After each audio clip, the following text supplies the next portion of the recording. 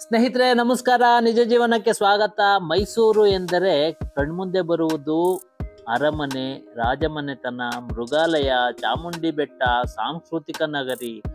KRS ಮಂಡ್ಯದಲ್ಲಿದ್ದರೂ ಬಹುತೇಕ ಮೈಸೂರಿನಲ್ಲಿದೆ ಎನ್ನುವ ನೂರಾರು ವಿಶೇಷತೆಗಳಿರುವ ಈ ಊರಿನಲ್ಲಿ ಮಹಿಷಾಸುರ ಎಂಬ ರಾಕ್ಷಸ ಆಳಿದ ಊರು ಎಂಬ ಪುರಾಣದ ಹಿನ್ನೆಲೆ ಇದೆ. ದೇವಿ ಪುರಾಣ ಮತ್ತು ಭಾಗವತದ ಪ್ರಕಾರ ಮೈಸೂರನ್ನ ಎಮ್ಮೆ ತಲೆಯ ರಾಕ್ಷಸ ಆಳಿದ ಎಂಬ ಕಥೆಗಳಿವೆ. ದೇವತೆಗಳ ಮೊರೆ ಹೋದಾಗ ಚಾಮುಂಡಿ ತಾಯಿಯು ದೈತ್ಯನನ್ನು ಕೊಂದ ಕತೆ ನೀವೆಲ್ಲರೂ ಕೇಳಿರ್ತೀರಿ. ಇತಿಹಾಸದಲ್ಲಿ ಅಂದರೆ 11 ಮತ್ತು 12ನೇ ಶತಮಾನದಿಂದ ಗಂಗರು, ಕದಂಬರು, ಹೊಯ್ಸಳರು, ಚಾಳುಕ್ಯರು, ಚೇಳರು, ನಂತರ ವಿಜಯನಗರದ ರಾಜರು. ಆನಂತರ 1399ರಲ್ಲಿ ಮೈಸೂರಿನ ಯದುವಂಶವು ಆಳ್ವಿಕೆಗೆ ಬಂತು. ಮಹಿಷನಗರ ಮುಂದೆ ಮೈಸೂರಾಯಿತು. ನಮ್ಮ ಈಗಿನ ಕರ್ನಾಟಕ 1973ಕ್ಕಿಂತ ಹಿಂದೆ ಮೈಸೂರು ರಾಜ್ಯವಾಗಿದ್ದ ಇದಕ್ಕೆ ನಮ್ಮ ಮೈಸೂರು ರಾಜರ ಕೊಡುಗೆ ಅಪಾರವಾಗಿದೆ. ಇದರ ಜೊತೆಗೆ ಪೂಜಾ ಕುಣಿತ, ಡೊಳ್ಳು ಕುಣಿತ, ಡೋಳು ಕುಣಿತ, ಕಂಸಾಳೆ, ಸೋಮನ ಕುಣಿತ ಮುಂತಾದ ಅನೇಕ ವಿಶೇಷತೆಗಳಿವೆ. ಇಂತಹ ಮೈಸೂರಿನ 20 ಪ್ರವಾಸಿ ಸ್ಥಳಗಳ ವಿಶೇಷತೆಗಳನ್ನ ಒಂದೊಂದಾಗಿ ತಿಳ್ಕೊಳ್ಳೋಣ ಬನ್ನಿ. ಮೈಸೂರು ಅರಮನೆ ಬೆಂಗಳೂರಿನಿಂದ 141 ಕಿಲೋಮೀಟರ್ ಇರುವ ಇದು ಮೈಸೂರಿನ ಹೃದಯ ಭಾಗದಲ್ಲಿದೆ. 1897ರಿಂದ 1912ರವರೆಗೆ ನಿರ್ಮಿಸಿರುವ ಅರಮನೆಯಲ್ಲಿ ಗುಮ್ಮಟಗಳು, ಕಮಾನುಗಳು ಮತ್ತು ಗೋಪುರಗಳ ರಚನೆ ಆಕರ್ಷಕವಾಗಿದೆ. ಅಂಬಾವಿಲಾಸ ಎಂದು ಕರೆಯುವ ಇದನ್ನು ಇಂಡೋ ಸಾಸನಿಕ್ ಶೈಲಿಯಲ್ಲಿ ನಿರ್ಮಿಸಲಾಗಿದೆ. ಮೈಸೂರು ಒಡೆಯರ್ ರಾಜವಂಶದ ಅಧಿಕೃತ ನಿವಾಸ ಮತ್ತು ಮೈಸೂರು ಸಾಮ್ರಾಜ್ಯದ ಆಸ್ಥಾನವಾಗಿದೆ. ಭಾರತದಲ್ಲೇ ಆಕರ್ಷಕ ಅರಮನೆಯಾಗಿರುವ ಇದಕ್ಕೆ ಸುಮಾರು 97,000 ಬಲ್ಬುಗಳಿಂದ ಅಲಂಕರಿಸಿ ವಿಶೇಷ ದಿನ, ರಜಾದಿನಗಳಲ್ಲಿ ಸಂಜೆಯ ಸಮಯದಲ್ಲಿ ಬೆಳಗಿಸಲಾಗುತ್ತದೆ. ಆಕರ್ಷಕ ಕೆತ್ತನೆಗಳಿರುವ ಈ ಅರಮನೆಗೆ ಭಾರತದಲ್ಲೇ ಅತಿ ಹೆಚ್ಚು ಜನ ಪ್ರವಾಸಿಗರು ಭೇಟಿ ನೀಡುತ್ತಾರೆ. ಪ್ರತಿ ವರ್ಷ ನಡೆಯುವ ದಸರಾ ದರ್ಬಾರ್, ಅಲಂಕಾರ ಮತ್ತು ದಸರಾ ರಾಜ ವೈಭವಕ್ಕೆ ವಿಶ್ವವೇ ಮೈಸೂರಿನ ಕಡೆ ತಿರುಗಿ ನೋಡುತ್ತದೆ. ಅರಮನೆ ಅಂದರೆ ಹೇಗಿರುತ್ತೆ ಅನ್ನೋದನ್ನು ನೋಡಲು ಮೈಸೂರು ಅರಮನೆಗೆ ಬರಬೇಕು. ಸೈಂಟ್ ಫಿಲೋಮಿನಾ ಚರ್ಚ್ ಬೆಂಗಳೂರು ಕಡೆಯಿಂದ ಮೈಸೂರಿಗೆ ಬಂದ್ರೆ ಮೊದಲಿಗೆ ಈ ಚರ್ಚ್ ಸಿಗುತ್ತೆ. ಈ ಚರ್ಚು ಮೈಸೂರು KSRTC ಬಸ್ ನಿಲ್ದಾಣದಿಂದ ಕೇವಲ 1 ಕಿಲೋಮೀಟರ್ ಇದೆ. ಏಷ್ಯಾದಲ್ಲೇ ಅತಿ ಎತ್ತರದ ಮತ್ತು ಹಳೆಯ ಚರ್ಚ್ ಎನ್ನುವ ಖ್ಯಾತಿ ಇದಕ್ಕಿದೆ. 1804ರಲ್ಲಿ ನಿರ್ಮಿಸಲಾದ ಇದು ಸಂತ ಫಿಲೋಮಿನರ ನೆನಪಿಗೋಸ್ಕರ ನಾಲ್ವಡಿ ಕೃಷ್ಣರಾಜ ಒಡೆಯರ್ ಅವರು ನಿರ್ಮಿಸಿದ್ದಾರೆ. Railway museum Mysuru KSRTC bus ನಿಲ್ದಾಣದಿಂದ ಕೇವಲ 2.5 ಕಿಲೋಮೀಟರ್ ಇದೆ. ಭಾರತದಲ್ಲಿನ ರೈಲ್ವೆ ಸಾಧನೆಯ ಬಗ್ಗೆ ತಿಳಿಯಬೇಕಾದರೆ ಇಲ್ಲಿಗೆ ಭೇಟಿ ನೀಡಬೇಕಾಗುತ್ತದೆ. ಅಪರೂಪದ ಫೋಟೋಗಳು ಮತ್ತು ಹಲವಾರು ರೈಲುಗಳ ಮಾದರಿಯನ್ನು ಇಲ್ಲಿ ನೋಡಬಹುದು.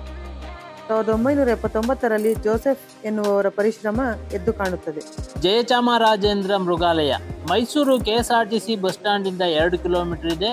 ದಕ್ಷಿಣ ಭಾರತದಲ್ಲೇ ಹಳೆಯ ಮತ್ತು ಸಾವಿರಾರು ಪ್ರಾಣಿಗಳ ವಿವರಗಳನ್ನ ಪ್ರತಿನಿತ್ಯ ನೋಡಬಹುದಾದ ಇದನ್ನ 1892ರಲ್ಲಿ ಪ್ರಾರಂಭಿಸಲಾಯಿತು. ಇಲ್ಲಿ ಪ್ರಪಂಚದ ಬೇರೆ ಬೇರೆ ದೇಶಗಳಿಂದ ತಂದಿರುವ ಹಲವಾರು ಪ್ರಾಣಿಗಳಿವೆ. ಜೊತೆಗೆ ಆನೆ, ಜಿಂಕೆ, ಕಾಡೆಮ್ಮೆ, ಹುಲಿ, ಸಿಂಹ, ಹಾವುಗಳು, ಚಿಂಪಾಂಜಿ, ಗೊರಿಲ್ಲಾ ಮುಂತಾದ ಪ್ರಾಣಿ ಪಕ್ಷಿಗಳನ್ನ ನೀವು ನೋಡ್ಬೋದು. ಪ್ರತಿದಿನ ಬೆಳಿಗ್ಗೆ 8:30ರಿಂದ 5:30 ತನಕ ತೆರೆದಿರುತ್ತೆ. ಕಾರಂಜಿ ಕೆರೆ KSRTC ಬಸ್ ನಿಲ್ದಾಣದಿಂದ 2.5 ಕಿಲೋಮೀಟರ್ ಇರುವ ಇಲ್ಲಿ ವಯಸ್ಕರಿಗೆ 10 ರೂಪಾಯಿ, ಮಕ್ಕಳಿಗೆ 5 ರೂಪಾಯಿ ಪ್ರವೇಶ ದರ ಪಡೆದು ಒಳ ನಡೆದರೆ ಕೆರೆ, ಪಕ್ಷಿಗಳ ಕಲರವ, ನೀರು, ಮಕ್ಕಳಾಟಕ್ಕೆ ಆಟಿಕೆಗಳಿರುವ ಈ ಕೆರೆಯ ಸುತ್ತಮುತ್ತಲೂ ಓಡಾಡುವುದೇ ಒಂದು ಚೆಂದ. ಲಲಿತ ಮಹಲ್ ಅರಮನೆ ಮೈಸೂರು ಅರಮನೆಯಿಂದ 5.5 ಕಿಲೋಮೀಟರ್ ಇದೆ. ಚಾಮುಂಡಿ ಬೆಟ್ಟದ ಮೇಲಿನಿಂದ ಇದರ ವೈಭವವನ್ನು ನೋಡುವುದೇ ಚಂದ. ಈ ಅರಮನೆ ಮೈಸೂರಿನ ಪಾರಂಪರಿಕ ಹೋಟೆಲ್ ಆಗಿದೆ. 1921ರಲ್ಲಿ ನಾಲ್ವಡಿ ಕೃಷ್ಣರಾಜ ಒಡೆಯರ್ ಅವರು ನಿರ್ಮಿಸಿದ್ದಾರೆ. ಚಾಮುಂಡಿ ಬೆಟ್ಟ ಮೈಸೂರಿನಿಂದ 12 ಕಿಲೋಮೀಟರ್ ಇರುವ ಇದು 10ನೇ ಶತಮಾನದಲ್ಲೇ ಪ್ರಸಿದ್ಧಿ ಪಡೆದಿತ್ತು. ಆ ಕಾಲದಲ್ಲೇ ಇದನ್ನು ಮಬ್ಬೆಲದ ತೀರ್ಥ ಎಂದು ಕರೆಯುತ್ತಿದ್ದರು. ಮೈಸೂರೆಂದರೆ ತಾಯಿ ಚಾಮುಂಡಿ, ಸುಂದರವಾದ ಬೆಟ್ಟ, ಪ್ರತಿನಿತ್ಯ ಭೇಟಿ ನೀಡುವ ಸಾವಿರಾರು ಭಕ್ತಾದಿಗಳು. ಬೆಟ್ಟಕ್ಕೆ ಪ್ರವೇಶಿಸುತ್ತಿದ್ದಂತೆ ಕ್ರೂರವಾದ ಮಹಿಷಾಸುರನ ಭೇಟಿಯಾಗುತ್ತದೆ. ಇಲ್ಲಿಗೆ ಭೇಟಿ ನೀಡಿದರೆ ಮನಸ್ಸಿಗೆ ಮುದವೆನಿಸುವ ಇಲ್ಲಿಂದ ಮೈಸೂರನ್ನ ಮತ್ತು ಅರಮನೆಯನ್ನ ನೋಡುವುದೇ ಚೆಂದ. ನಂಜನಗೂಡು ಮೈಸೂರಿನಿಂದ 24 ಕಿಲೋಮೀಟರ್ ಇದೆ. ಕರ್ನಾಟಕದ ಪ್ರಸಿದ್ಧ ಮತ್ತು ಶ್ರೀಮಂತ ದೇವಾಲಯವಾದ ಇಲ್ಲಿ ನಂಜುಂಡೇಶ್ವರ ಅಥವಾ ಶ್ರೀಕಂಠೇಶ್ವರ ಸ್ವಾಮಿಯನ್ನ ನೋಡಬಹುದು.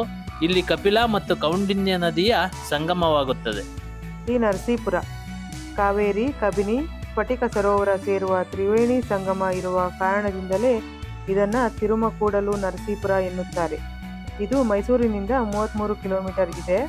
ಸೋಮನಾಥ ದೇವಾಲಯ, ಅಗಸ್ತೇಶ್ವರ ದೇವಾಲಯ ಸಂಗಮದ ಸಮೀಪವಿರುವ ಗುಂಜನರಸಿಂಹಸ್ವಾಮಿ ಮತ್ತು ಕೇಶವ ದೇವಾಲಯಗಳಿವೆ.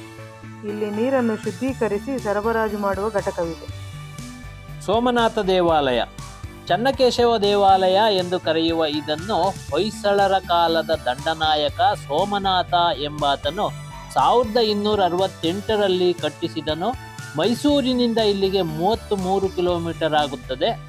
ನಕ್ಷತ್ರಾಕಾರವಾಗಿರುವ ಈ ದೇವಾಲಯದ ಶಿಲ್ಪಕಲೆ, ಗಜಕಲೆ, 3 ಗೋಪುರಗಳಿರುವ ಇದನ್ನೂ ಕೂಡ ತ್ರಿಕೂಟಾಚಲ ಎಂದು ಕರೆಯುತ್ತಾರೆ. ವ್ಯಾಘ್ರ ಮನಸ್ಸಿನ ಮೂರ್ಖ ಮನುಷ್ಯರು ಇದನ್ನು ಕೂಡ ನಾಶ ಮಾಡಿದ್ದರು.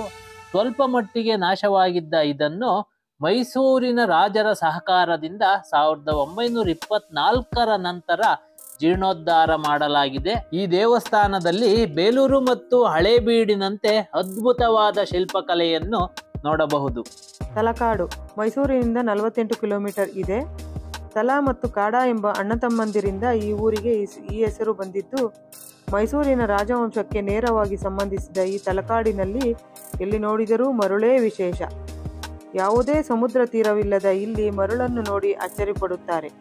ಪೂರ್ವದಲ್ಲಿ ತಲಕಾಡಿನಲ್ಲಿದ್ದ 16 ದೇವಾಲಯಗಳು ಈ ಮರುಳಿನಲ್ಲಿ ಮುಚ್ಚಿ ಹೋಗಿವೆ ಎಂದು ಹೇಳುತ್ತಾರೆ. ಇದನ್ನು ಇಂದಿಗೂ ಉದಾಹರಣೆ ಸಮೇತ ನೀವು ನೋಡಬಹುದು.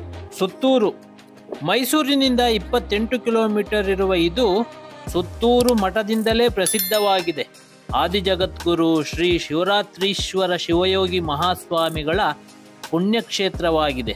ಸುತ್ತೂರು ಮಠ ಅಥವಾ ಜಗದ್ಗುರು ಶ್ರೀ ವೀರಸಿಂಹಾಸನ ಮಹಾಸಂಸ್ಥಾನ ಮಠವು ಸಾವಿರಾರು ವರ್ಷ ಹಳೆಯ ಇತಿಹಾಸವನ್ನು ಹೊಂದಿದೆ. ಸೋಸಲೆ ಮೈಸೂರಿನಿಂದ 35 ಕಿಲೋಮೀಟರ್ ಇರುವ ಸೋಸಲೆ ಶ್ರೀ ನರಸೀಪುರದ ಸಮೀಪವಿದೆ. ಭತ್ತದ ಗದ್ದೆಗಳ ನಡುವೆ ಇರುವ ಶ್ರೀ ಹೊನ್ನಾದೇವಿ ದೇವಾಲಯ ಮತ್ತು ಹೂಬಳೇಶ್ವರಿ ದೇವಾಲಯದಲ್ಲಿ ಪ್ರಾಚೀನ ಪೂಜಾ ವಿಧಾನಗಳನ್ನು ಈಗಲೂ ಪಾಲಿಸಿಕೊಂಡು ಬಂದಿದ್ದಾರೆ. ಇಲ್ಲಿ ಸುಂದರವಾದ ದೇವಾಲಯವನ್ನು ನೋಡಬಹುದು. ಜೊತೆಗೆ ವ್ಯಾಸರಾಜ ಗುರುಗಳ ಮಠವಿದೆ. ಹರ್ಕೇಶ್ವರ ದೇವಸ್ಥಾನ ಮೈಸೂರಿನ ಕೃಷ್ಣರಾಜನಗರ ತಾಲೂಕಿನ ಹಳೆ ಎಡತೊರೆಯಲ್ಲಿ ಹರ್ಕೇಶ್ವರ ದೇವಾಲಯವಿದೆ. ಇದನ್ನು 1925ರಲ್ಲಿ ಕೃಷ್ಣರಾಜ ಒಡೆಯರವರ ಪ್ರೋತ್ಸಾಹದಿಂದ ಕಟ್ಟಿಸಲಾಗಿದೆ. ಸೂರ್ಯ ಉದಯಿಸುವ ನಾಡೆನ್ನುವ ಇಲ್ಲಿ ಎಡಭಾಗದಲ್ಲಿ ಹರಿಯುವ ನದಿ ಅಥವಾ ತೊರೆಯಿಂದ ಹಳೆ ಎಡತೊರೆ ಎಂದು, ಜೊತೆಗೆ ಇದನ್ನ ಭತ್ತದ ಕಣಜ ಎಂತಲೂ ಕರೆಯುತ್ತಾರೆ. ಮುಡುಕುತೊರೆ ತಲಕಾಡಿನ ಸಮೀಪವಿರುವ ಇದು ಮೈಸೂರಿಗೆ 51 ಕಿಲೋಮೀಟರ್ ಆಗುತ್ತದೆ. ಕಾವೇರಿ ನದಿ ತೀರದಲ್ಲಿರುವ ಇಲ್ಲಿ ಮಲ್ಲಿಕಾರ್ಜುನ ಸ್ವಾಮಿ ದೇವಾಲಯವಿದೆ. ತಲಕಾಡು ಮತ್ತು ಸೋಮನಾಥಪುರಗಳಿಗೆ ಸಮೀಪವಿರುವ ಮುಡುಕುತೊರೆಯಲ್ಲಿ ವರ್ಷಕ್ಕೊಮ್ಮೆ ದೊಡ್ಡ ಜಾತ್ರೆಯೇ ಆಗುತ್ತದೆ. ರೈತರಿಗೆ ಮತ್ತು ಜಾನುವಾರುಗಳಿಗೆ ವಿಶೇಷವಾದ ಜಾತ್ರೆಯಾಗಿದೆ. ಇದು ಪ್ರತಿ ವರ್ಷ ಜನವರಿ ಮತ್ತು ಫೆಬ್ರವರಿ ತಿಂಗಳಿನಲ್ಲಿ ನಡೆಯುತ್ತದೆ. ಸಾಲಿಗ್ರಾಮ ಕಾವೇರಿ ನದಿಯ ದಡದಲ್ಲಿರುವ ಇಲ್ಲಿ ರಾಮಾನುಜಾಚಾರ್ಯರ ನಿವಾಸವಿದ್ದ ಕಾರಣದಿಂದ ವೈಷ್ಣವ ಪಂಥದವರಿಗೆ ಪವಿತ್ರವೆಂದು ನಂಬುತ್ತಾರೆ. ಸಾಲಿಗ್ರಾಮವನ್ನ ಇತ್ತೀಚೆಗೆ ತಾಲೂಕನ್ನಾಗಿ ಮಾಡಲಾಗಿದೆ. ಗೊಮ್ಮಟಗಿರಿ ಮೈಸೂರಿನ ಹುಣಸೂರು ತಾಲೂಕಿನಲ್ಲಿರುವ ಜೈನ ದೇವಾಲಯ 700 ವರ್ಷ ಹಳೆಯ ಬಾಹುಬಲಿಯ ಮೂರ್ತಿ ಇಲ್ಲಿನ ವಿಶೇಷ ಆಕರ್ಷಣೆ. 20 ಅಡಿ ಎತ್ತರವಾಗಿರುವ ಮೂರ್ತಿ ಶ್ರವಣಬೆಳಗೊಳದ 58 ಅಡಿ ಮೂರ್ತಿಯಂತೆಯೇ ಇದೆ. ಇದು ಮೈಸೂರಿನಿಂದ 24 ಕಿಲೋಮೀಟರ್ ದೂರದಲ್ಲಿದೆ. ಹೆಗ್ಗಡದೇವನ ಕೋಟೆ ಮೈಸೂರಿನಿಂದ 57 ಕಿಲೋಮೀಟರ್ ಇದೆ. ಮೈಸೂರು ಜಿಲ್ಲೆಯ ತಾಲೂಕು ಕೇಂದ್ರವಾದ HD ಕೋಟೆಯಲ್ಲಿ ಕಬಿನಿ ನದಿಯ ಬ್ಯಾಕ್ ವಾಟರ್ ಇದೆ. ನಾಗರಹೊಳೆ ರಾಷ್ಟ್ರೀಯ ಉದ್ಯಾನವನ, ಕಬಿನಿ ವೈಲ್ಡ್ ಲೈಫ್ ಮತ್ತು ಸಫಾರಿಯೂ ಇದೆ. 106 ವರ್ಷ ಹಳೆಯ ವರದರಾಜಸ್ವಾಮಿ ದೇವಾಲಯವಿರುವುದು ವಿಶೇಷ. ಗೋಲ್ಡನ್ ಟೆಂಪಲ್ ಮೈಸೂರಿಗೆ 90 ಕಿಲೋಮೀಟರ್ ದೂರ ಇದೆ. ಕೊಡಗಿಗೆ ಸಮೀಪವಿರುವ ಇಲ್ಲಿ ಸುಮಾರು 6,000ಕ್ಕಿಂತಲೂ ಹೆಚ್ಚು ಟಿಬೆಟಿಯನ್ ಜನರಿದ್ದಾರೆ. ಇದು ಭಾರತದಲ್ಲಿ ಇರುವ ಅತಿ ದೊಡ್ಡ ಮಿನಿ ಟಿಬೆಟ್ ಆಗಿದೆ. ಸುವರ್ಣ ಮಂದಿರ ಎನ್ನುವ ಇಲ್ಲಿಗೆ ಪ್ರತಿನಿತ್ಯ ಸಾವಿರಾರು ಪ್ರವಾಸಿಗಳು ಭೇಟಿ ನೀಡಿ ಟಿಬೆಟಿಯನ್ನರ ಆಚರಣೆ ಮತ್ತು ಜೀವನ ಕ್ರಮವನ್ನು ತಿಳಿದುಕೊಳ್ಳುತ್ತಾರೆ. ಸಾಧು ಸ್ವಭಾವ ಮತ್ತು ಹೊಂದಾಣಿಕೆಯ ಗುಣಗಳು ಇವರಲ್ಲಿ ಕಂಡುಬರುತ್ತವೆ. ಇಲ್ಲಿ ಚಿನ್ನಲೇಪಿತ ದೇವಾಲಯ, ಬೌದ್ಧರ ಶಾಲೆಗಳು, ಆಸ್ಪತ್ರೆಗಳು, ವಿಶೇಷವಾದ ಮನೆಗಳು, ಧ್ಯಾನ ಕೇಂದ್ರ, 60 ಅಡಿ ಎತ್ತರದ ಬುದ್ಧನ ಮೂರ್ತಿ ಮತ್ತು ಟಿಬೆಟಿಯನ್ನರ ಕಲೆಗಳು, ಎದ್ದು ಕಾಣುವ ವಸ್ತುಗಳು ದೊರೆಯುತ್ತವೆ. ಮೈಸೂರು ಜಿಲ್ಲೆಯಲ್ಲಿದ್ದರೂ ಕೊಡಗಿನ ಕುಶಾಲನಗರಕ್ಕೆ 1 ಕಿಲೋಮೀಟರ್ ಇದೆ. ನಾಗರಹೊಳೆ ಮೈಸೂರಿನಿಂದ 61 ಕಿಲೋಮೀಟರ್ ಇದ್ದರೂ ಮೈಸೂರು ಮತ್ತೆ ಕೊಡಗು ಎರಡೂ ಜಿಲ್ಲೆಗೆ ಸೇರುತ್ತದೆ. ಈ ಕಾಡಿನಲ್ಲಿ ನೂರಾರು ಬಗೆಯ ಪ್ರಾಣಿಗಳಿವೆ. ಪ್ರಮುಖವಾಗಿ ಆನೆ, ಜಿಂಕೆ, ಹುಲಿ, ಚಿರತೆ, ಕಾಡೆಮ್ಮೆ, ನೂರಾರು ಬಗೆಯ ಪಕ್ಷಿಗಳನ್ನು ಕೂಡ ನೋಡಬಹುದು. ಇತ್ತೀಚೆಗೆ ಇದು ಹುಲಿ ಸಂರಕ್ಷಿತಾರಣ್ಯವಾಗಿದೆ. ಮತ್ತೊಂದು ವಿಶೇಷವೆಂದರೆ ಇಲ್ಲಿ ಬ್ಲ್ಯಾಕ್ ಪ್ಯಾಂಥರ್ಸ್ ಕಂಡುಬರುವುದು ಅತ್ಯಪರೂಪ. ಇಷ್ಟೇ ಅಲ್ಲದೆ ಮೈಸೂರಿನಲ್ಲಿ ನೋಡಬಹುದಾದ ಇನ್ನೂ ಹಲವಾರು ಪ್ರವಾಸಿ ತಾಣಗಳಿವೆ. ಅವುಗಳಲ್ಲಿ Lokaranjan aqua world, Rangayana, Shukavana, bonsai garden, Cheluvamba park, freedom fighters park, Edamuri falls ಈ ರೀತಿಯ ಅನೇಕ ಪ್ರವಾಸಿ ತಾಣಗಳನ್ನು ನೋಡಬಹುದು.